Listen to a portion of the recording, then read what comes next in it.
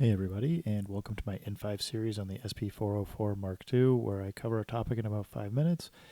This is session 2.6, and today I'm just going to go over, we'll just set up a couple effects real quick. We're just going to use the top four pads that we have looping, and we're just going to resample something just to kind of either have like kind of a song or a new kind of sound that if you want to use in something else you can.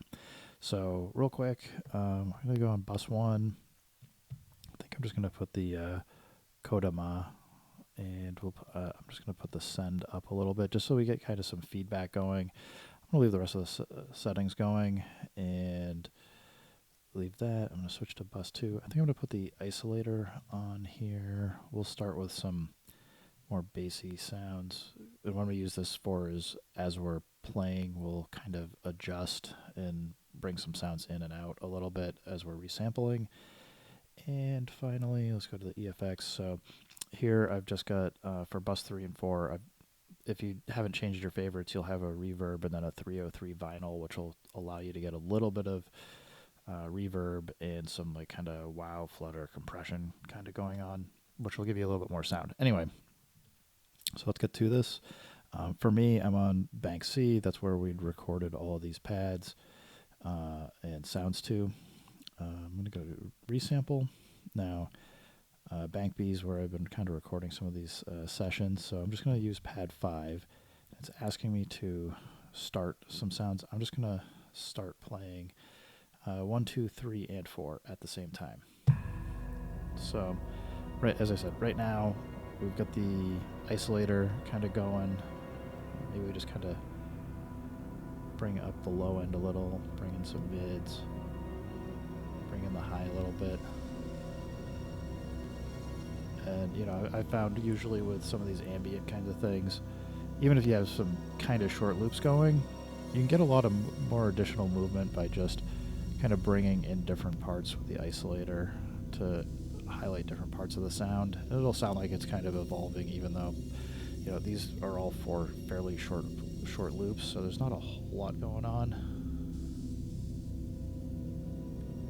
So, as I said, I'm just kind of nudging through this. I'm not going to do this for too long, but I just wanted to kind of give you an idea of some things you can do to kind of take what might be some kind of short, interesting, but maybe repetitive sounds and kind of make some new things out of it.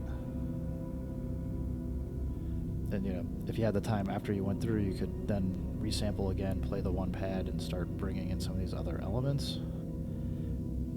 And just get some really interesting evolving textures and things moving around here.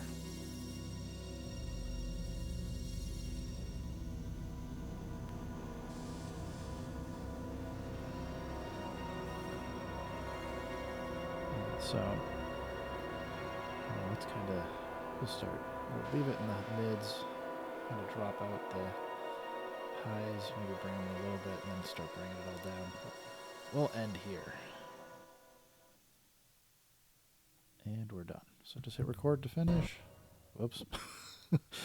Get a little pop at the end there. Anyway, so that's just because it had turned off the MFX for bus 1 and bus 2 as part of the record process. So probably whatever was kind of out there still got to go. Anyway, so you know, now we've got the pad. You kind of hear it. Now you can also know, just so you know, I'm now doubling up. If we go back to the EFX, so we recorded this pad B5 with the reverb and 303 vinyl. If I play it again, you're going to hear it even a little bit more different just because it's doubling up on those effects. So one thing I always suggest is after using bus 3 and bus 4, it's probably a good idea to go bypass it, and then you can hear what the sound is as a second time. Anyway, hope that helps you guys out. Just was goofing around doing some ambient as a test to see what I could kind of do for just easy, quick thoughts. And I'm pretty happy with what came out here. I'll think on some more suggestions for the future and talk to you guys soon. Bye.